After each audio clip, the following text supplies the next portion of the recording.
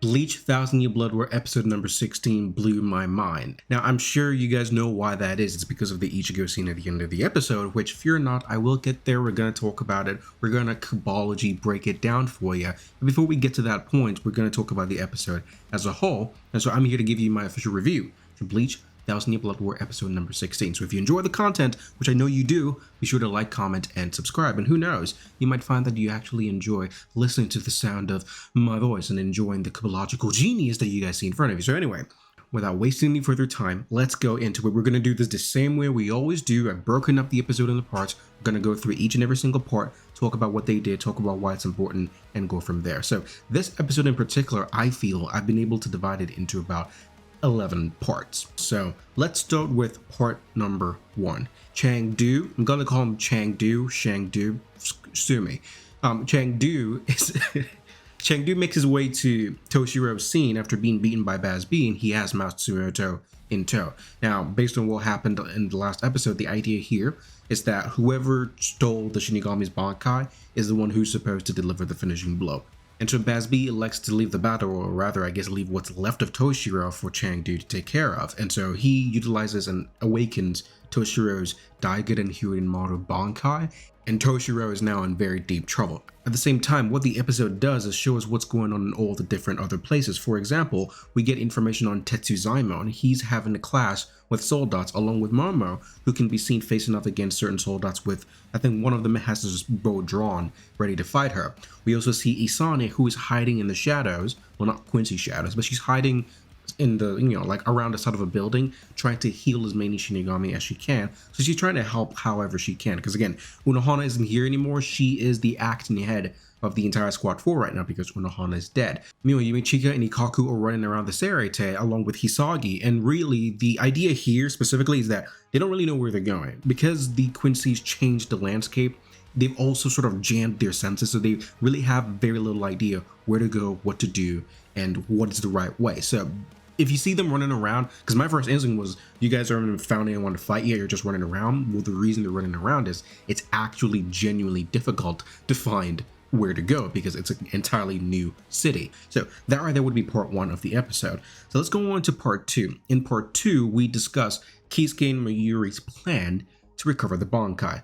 We find that Mayuri gets a call from Kisuke. Now, Kisuke calls him and tells him that I've succeeded in finding a way to regain the Bankai, and they start talking on the phone. Now, as Kisuke is trying to explain to Mayuri what his plan is or why he stayed in Wakamundo for so long and so on and so forth, Mayuri sort of cuts him off because he's like, well, you being able to find a way to restore the Bankai is one thing. On a completely different note, you can't think that it's okay for you to have placed a bug on me to be able to call me as you are now. That's not going to happen. I won't stand for it in Mayuri-like fashion. So he's about to end the call. Even though Kisuke is coming with news that could turn the tide of the war, he was about to end the call, and he does, but in classic Kisuke fashion, he knew that Mayuri would do so, and emerges from the Garganta and enters the, well, now Kisuke is in Soul Society, which is a great plus for a war effort. But now that he's here, and by the way, all the members of the R&D division are in awe of Kisuke Urahara's majesty. Now let's talk more about these two scientists deciding what their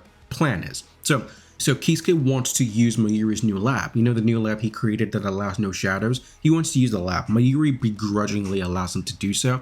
They enter there and they activate the entire, I guess, lab systems that they have operating, which great digital effects on the part of the Bleach crew. And quite frankly, I'm like, Taguchi could do a Gundam movie. I just know it. Like, Taguchi could pull off a Gundam show. Gundam Seed Destiny, Taguchi. Gundam Seed Destiny. Do it for me. Anyway, so they start discussing what their plan of attack is. Kisuke hands Mayuri something he calls the Shineyaku pills. Now, they utilize these pills, utilizing different teleportation technology that they have available for them, and the Tentekura, which allows them to speak across to all the Shinigami across the Serete. And their plan is they're going to transport these pills to all these different locations. The captains have to make physical contact with this pill, no matter like which part of their body, elbow, arm, whatever, finger, do whatever. Just make physical contact with the pill. And now let me explain what the plan is. So this is Kisuke Urahara's state of mind. After observing Ichigo fight against Kilga, instead of leaving Wakamundo, he decided to stay back to analyze anything he could about the Quincy Ryotsu. As he was studying and trying to look over, trying to find answers for why the Quincy's were doing what they were doing, he was able to find out a weakness in the way that the Quincy steal the Bankai, and utilizing that weakness, he has figured out a way to be able to prevent future Bankais from being stolen and regain the Bankais that have already been stolen. And the whole idea hinges on the Hollow, because one of the things that he noticed in Wakamundo is that any Wakamundo Hollow who had the ability to perform a resurrection did not have the resurrection stone. So he asked a very viable question. Why is that? Why is it that the Quincy, who are so powerful, who are so specifically in tune with executing the plan and doing so in as simple a method as possible, why would they not choose to steal the Hollow's resurrection? Kisuke comes up with two reasons, and Mayuri concurs. It's either they actually can't, or the second reason is they can, but if they do so, something negative will happen to them. And so Kisuke continues to investigate to try to find out what the reason is behind it. Now, this whole explanation, I would consider that part 3 of the episode. So just so you know, so for now, we've left part 2. Part 2 is when Kisuke emerges. Part 3 is the explanation, or the conversation between Kisuke and Mayuri Kurotsuchi. The Hollow Resurrection is the hollow equivalent of the Shinigami Bankai. And so they're very similar, nigh almost identical in principle of how they work. So it's not literally the same, but in principle, they work to the same degree. Kisuke knows, based on his research on hollification, that Quincy's can't hollify, unlike Shinigami and unlike maybe even humans. When they're exposed to Holoriatsu, they might hollify. So it doesn't mean that they'll die, and it doesn't mean that they'll escape soul suicide. But unlike the Quincy's, who have absolutely no chance, if you expose Holoriatsu to a Shinigami or a human, they might still die, but at least they have a chance. They have a chance to hollify. The Quincy's don't have that crutch, let's call it. And so coupling that with Mayuri's observation, where he's always wondered that when it comes to the Quincy and when it comes to their disdain of the Hollow, he always wondered why they hated the Hollow so much. Because if it's a matter of differences in perspectives or differences in ideologies, he could understand that, but there doesn't seem to be much ideological differences. Like if you consider the beef between the Quincy's and the Shinigami, that's a matter of ideologies. Does Shinigami want to do things one way and the Quincy's want to do things the other way, and so they clash as that for that very reason? But with the case of the Hollows are they just go after humans and eat their souls. It's not really as much an ideological difference as much as it is a natural difference. And Mayuri comes to that conclusion in that the Quincy's hate the Hollows so much because the Hollows present a mortal danger to themselves. It's an instinctual desire to preserve their mortal life, and that's why they hate the Hollows so much. And to put in all of this together, the point here is, if we can hollify the Shinigami Bankai even for a second, the Bankai that the Quincy's have stolen will become poisonous to them. That is the conclusion that Kisuke came to. And that is exactly what happened. Fortunately for the Quincy, the only person who was actively using the Bankai that he stole was Chengdu, who then he's currently using Hyorimaru, and Hyorimaru explodes and he bleeds. There's blood that spills out of him. He is weakened because he's poisoned by the Holoriatsu. And at that moment, we go into part number 4. Part number 4 is the Shinigami counterattack, starting with Soi Fon. Now, Soi Fon lost to BG9 and she's out. He's about to mutilate her body, I guess. But, he calls it obtaining more information. Whatever. So he's about to do that. Almeida comes in clutch. The fact that he's the lieutenant of Squad 2, he's still a member of the Stealth Force. So he is good at masking his energy. So he's able to steal Soi Fon away and have her touch the pills that Urahara sent them. So now that she's made contact with the pills, the Bankai returns back to Soi Fon and she activates her Bankai ability called Jakuhurai Koben. And so using Almeida as a brace, she fires her technique, it explodes on impact, and BG9 is down for the count. He's out.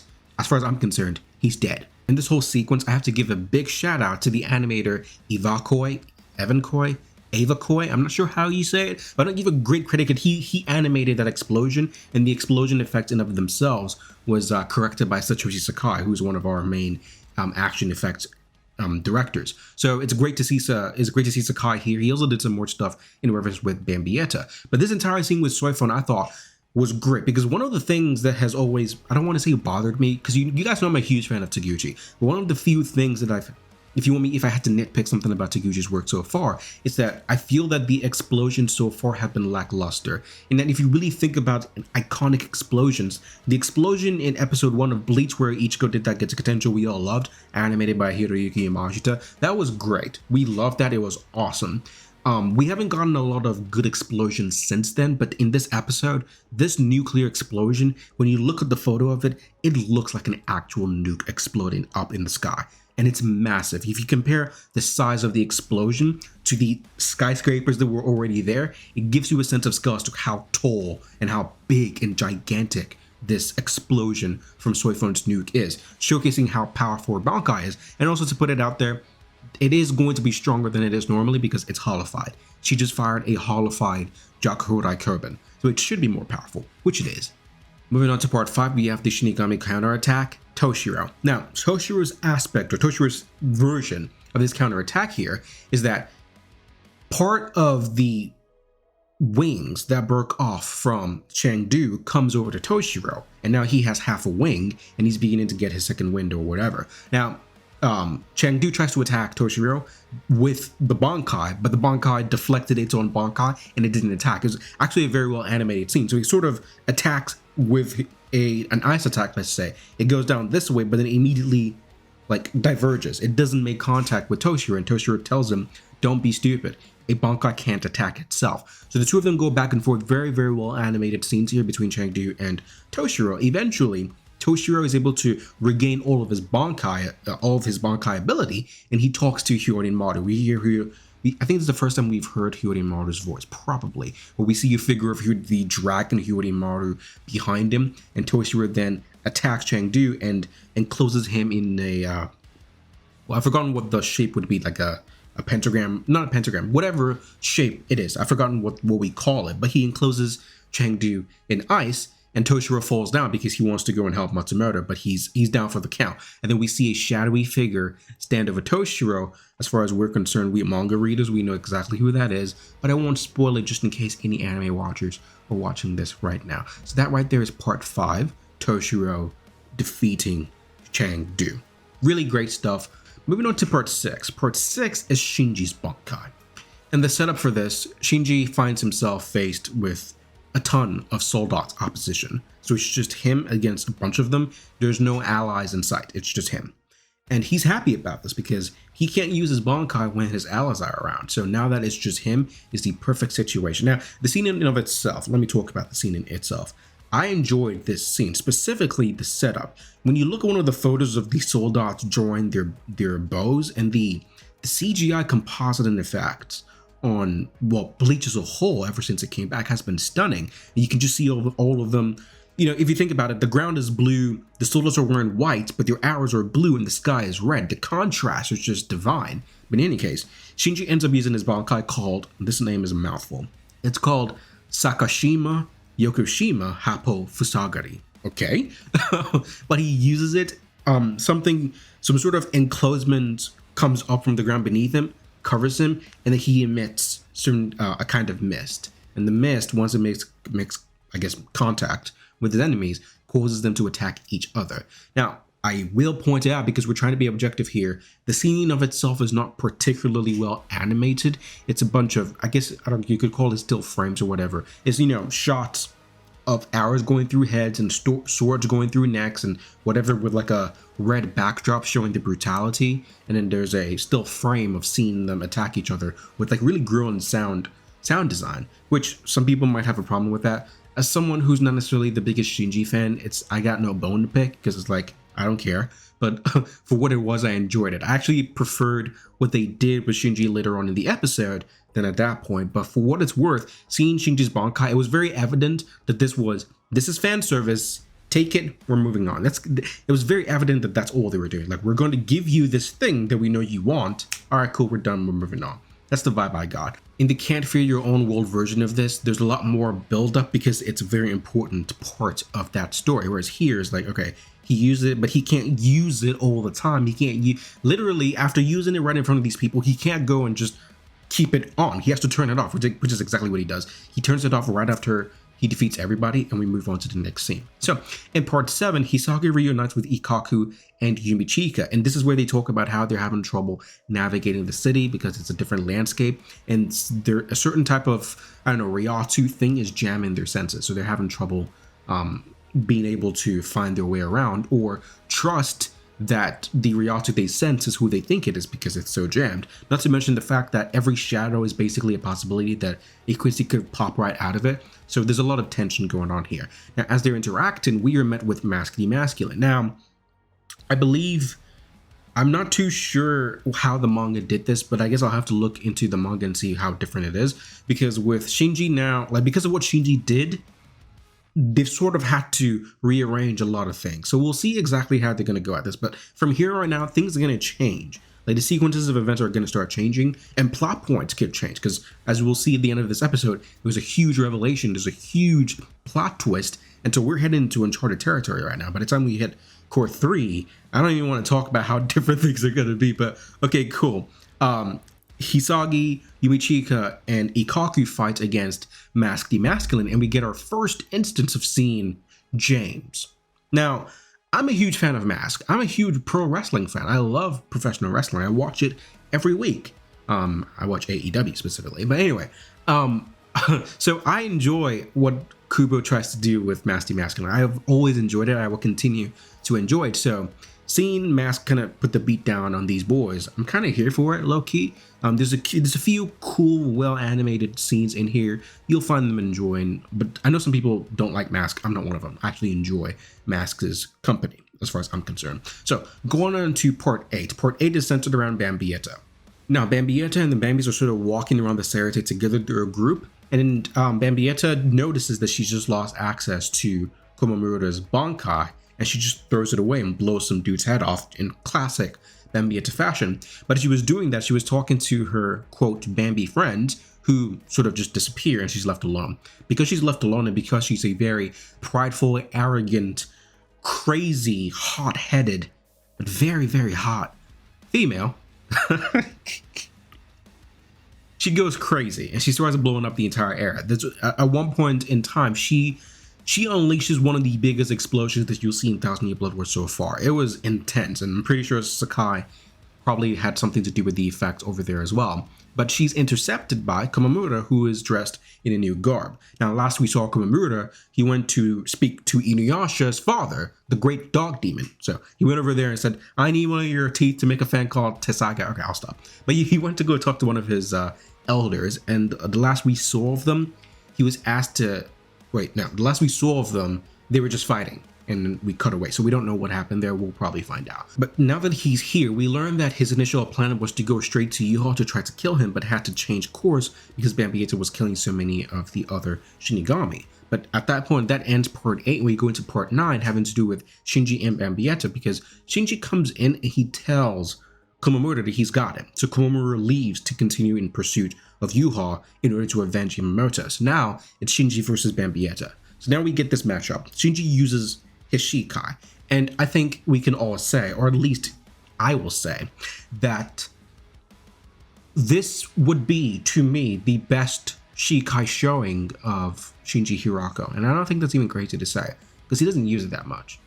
I would say Shinji Hirako has never looked better than Thousand Year Blood War episode number 16. Between the Bankai and between what he did here, the man has never looked this good.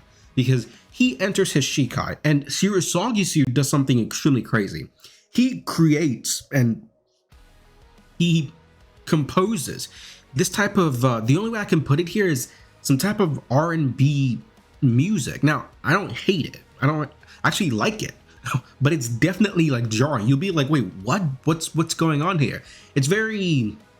Honestly, like the best way I could put it is it felt like this was a very twisted version of Shinji and Bambietta in some sort of romantic back and forth. It's crazy for me to say, but when you watch the scenes and you observe the musical patterns and you look at how they're almost fighting, it's almost like a one of the this is gonna sound crazy. It sounds like an R&B music video where the main character, being the man, is like mad at no, let me do that again. No, that's not right. It feels like an R&B music video where the main character is the guy, but like the girl is mad at him, and so she tries to hit him, and then he's like, I don't know, skillfully and gracefully dodging, and the camera shots of them and the way they look at each other. Now, I'm not insinuating in any way that Shinji and Bambietta have some sort of relationship, or they should, or no, that's not what I'm saying at all. But you have to admit,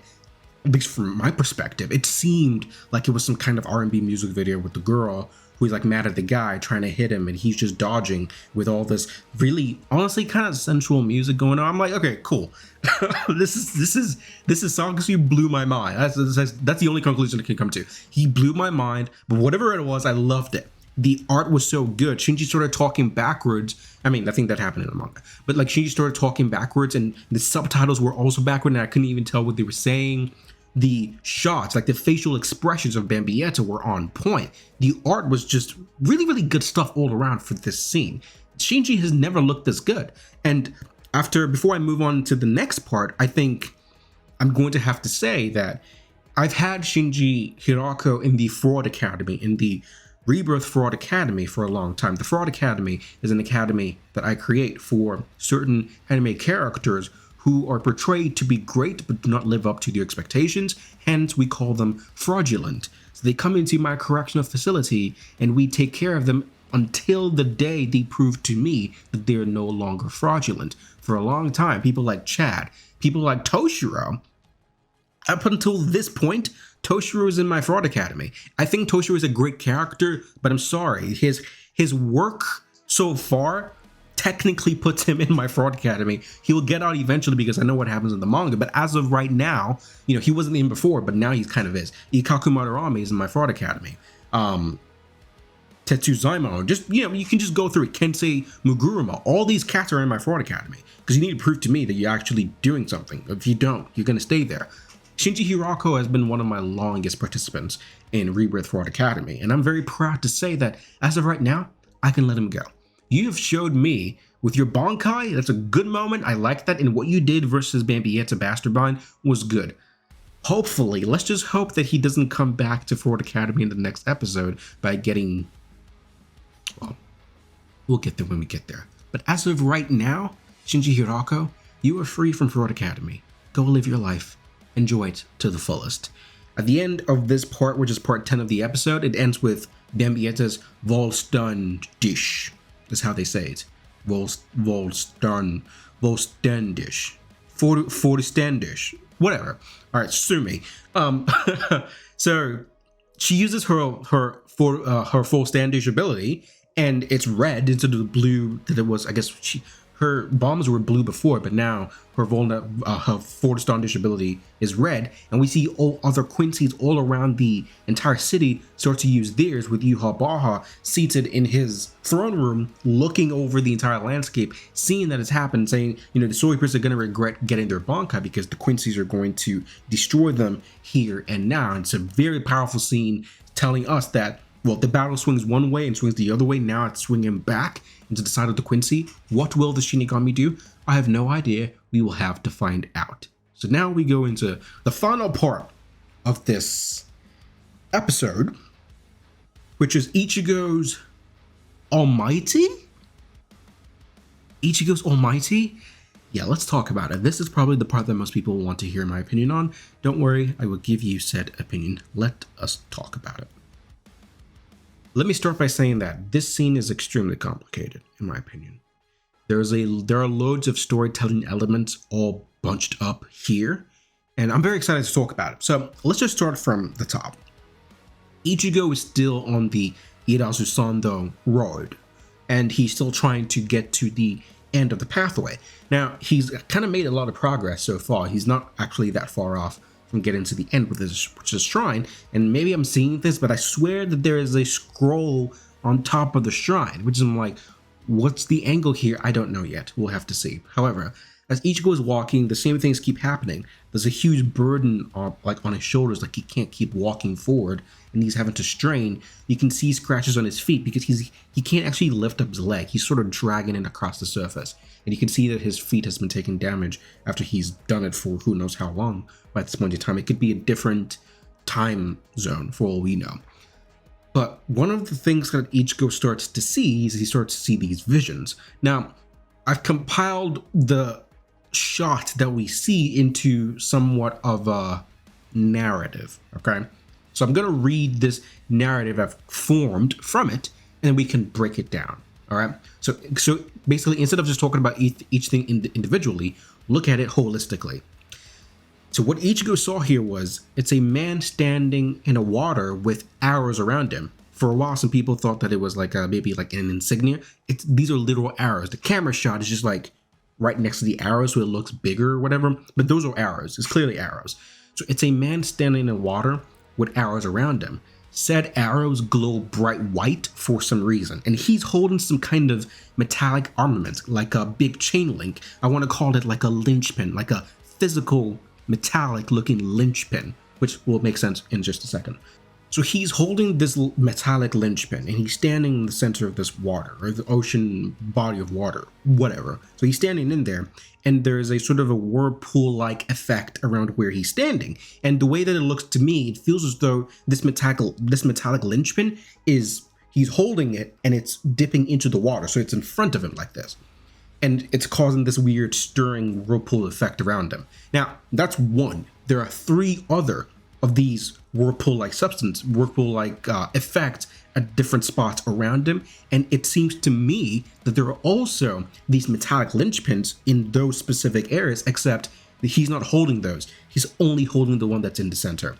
Now, from there, we get a shot of him still holding this metallic linchpin thing, and his arm is gone. And now the other arm is gone. One foot is gone. The other foot is gone. By foot, I mean legs. The entire leg is gone. And now his torso is now without arms or legs. And you sort of see the broken pieces of him scattered, but he's still holding to that linchpin. He does not let that go, which I suppose maybe is interesting, but he doesn't let that go. All right. Now, at the end of it, you sort of see this emotional goodbye, because, you know, typically whenever it's like a flashback, you see a character and then they'll fade the character to white as if symbolizing passing on or a goodbye or something of that nature. And then you kind of see that happen. That's what we see in reference to this being, who, as far as I'm concerned, is most likely to be the Soul King. So that right there is what happened. In terms of, well, what did we see? That is what we saw. Now, what does that mean? That's the real question. What are we saying that means? To me, what this is detailing, it detailed two things. It detailed the origin of the Bleach world. They showed you they showed you an expression of how they created the known world, I think. And secondly, you saw the original sin. Now, the first thing having to do with the world, the reason why I say that is he's holding a linchpin. Now, one of the key ingredients, or one of the key facets to the Soul King, what makes him who he is this idea that he is, quote, the linchpin of our entire society. And when you look at what he's holding in very Kubological fashion, just very Kubo to do this, he's holding something that looks like a chain link. Now, chain links, you know, they link each other, but there is a linchpin. There's usually, like, you can't just keep going forever. Eventually, when it comes to like chains, you gotta hit like a thing that's like, oh, this is the part that will then connect to the anchor, or this is the part that will then connect to the big steel ball, or this is the part that will connect to the wall. There's always like an end of the chain link that's like bigger than the rest, or it needs to be more sturdy because that's what's connecting to the thing that is holding it down. And so the fact that he's holding something that looks like a linchpin, but more so than just, the fact that he's holding something that looks like a chain link, but more so that it looks like a linchpin, like the bigger, more sturdy origin end of the entire chain link, is like, oh, this makes a lot of sense in that each world has like a link. But then the main one is what he's holding. So I would imagine that the one he's holding, the circle around him signifies the Soul Society, and each of the other places would signify the other worlds: Wekuumundo, Human World, and Hell. So those are the worlds that make up Bleach. You got Soul Society, Wekuumundo, the Human World, and Hell, and each of those places has a linchpin. But being that he is the Soul King and he resides in Soul Society, he is physically bound to the linchpin of the Soul Society. So that right there is, it's seemingly showing us what the origin of the Bleach world is like. Now, this isn't without explanation. They just showed pictures. Hopefully they'll give us explanations eventually, but as of right now, I do believe that that's what these images mean so far. That's what it means. All right, so that's that. All right. At the end here, at the end of this final part, part 11, we see that Ichigo has his head down. We see that there's this sort of clear white-ish aura that comes around him, but it sort of just flings itself. It just blinks and it goes back. And so it's kind of like, I don't really know what's going on there. It's kind of like something's trying to show itself, but it's not being able to show itself fully.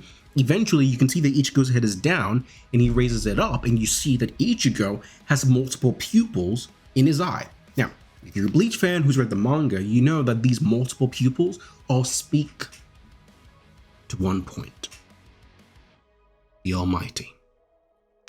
Now, this is where we sort of open a Pandora's box of possibilities, because there are three possibilities here. Because immediately when you guys see the image of Ichigo and what happened to his eyes, people go crazy, and I can understand. For me, there are three possibilities here. Possibility number one is that someone is in front of Ichigo, and this is kind of dumb, but whatever. Well, the first possibility is that somebody's in front of Ichigo, and what we see in his eyes are a reflection of what he's looking at. I don't give that a very high chance of that being the case. I don't think it's very likely that that's the case. Possibility number two, I think, is a very likely. I would actually give this like a 50% chance of it being this, which is the eyes and what we see are a byproduct of going through the trial of Irasusando, or the entire thing. In that if you're somebody who does the trial and you get as far as Ichigo does, a byproduct of doing so is that this happens to your eyes. It's like, it's not necessarily special to Ichigo per se, even though Ichigo is special. It could be that this is strictly a byproduct of the trial itself. I think that there's a very good chance that that's likely the case. Now, the third, which is more what I think is going to happen, what I hope happens, and what I think needs to happen, is that what this is, even if it's not the thing itself, is foreshadowing for what is about to happen, and that Ichigo will be revealed to have access to an almighty-like ability. This is very complicated, and the reason why this is complicated for us to think about here is that, like, you have to understand what we're doing right now with Ichigo and this subplot is not Zanpakuto training. We've left that. Like, Ichigo was very clear. It's like, for what we have to do, you need to go beyond being a Soi, bro. And he's like, you can train your Zanpakuto all you want, you will still remain a Soul Reaper. What we're doing right now is beyond, like, there is no white, there is no Omen Zangetsu. This is just Ichigo. And so the fact that we're starting from there, it sort of opens a Pandora's box of possibilities for me, like, in my mind. I'm sitting here, like, I don't have this scripted, this is right off the cuff. I'm sitting here and I'm thinking, I'm like, this could go in so many different ways, because they haven't really shed much light and much focus on making it seem that the Irasusando trial, which is what I'll call it until I can get a better name, is that this Irasusando trial is a trial of a Soul Reaper, was a trial for Zanpakuto mastery, because if there were any Zanpakuto based mastery that would have happened, it happens with Nimaiya. Nimaiya is the creator of the Zanpakuto. So if there is a thing about this, and it makes so much sense, if there's a thing that's based on Zanpakuto training, you do that with Nimaiya. If there's something based on clothing, you do that with what's the girl's name? With Senjumaru. If there's something that's based in, I guess, food or whatever, you go to Hikone or whatever. If something like these guys are divided into different spaces and different specialities for a reason. And so it would be very counterproductive to go to Nimaiya, do all we do there, and then come to Ichibe, and Ichibe is where we're doing Zanpakuto training. That would be dumb, which is why that's not what they're doing. Ichibe is not training Ichigo based in the Zanpakuto. He already did that with Nimaiya. What Ichibe is doing here has been non-Zanpakuto related. He switched out the Zanpakuto sword for a wooden sword, and now Ichigo is doing something completely different.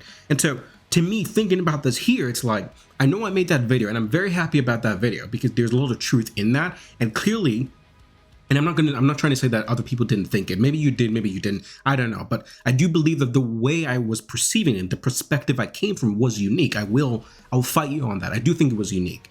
But even then, it's not all the way correct. Because I was under the impression that if anything, the Almighty would be linked to Ichigo's Bankai, and it still might be. But so far as we're concerned up to this point, we're not dealing with Zanpakutos, we're not dealing with Shikais and Bankais. We're dealing with like Ichigo as an entity, like Ichigo himself, as though whether or not Ichigo gets the Almighty or not will be an Ichigo ability and not necessarily a Bankai ability.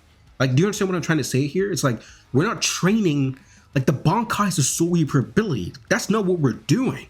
We're doing something completely different. And so it's like, have you ever heard, I mean, just think about the entire concept of the Almighty.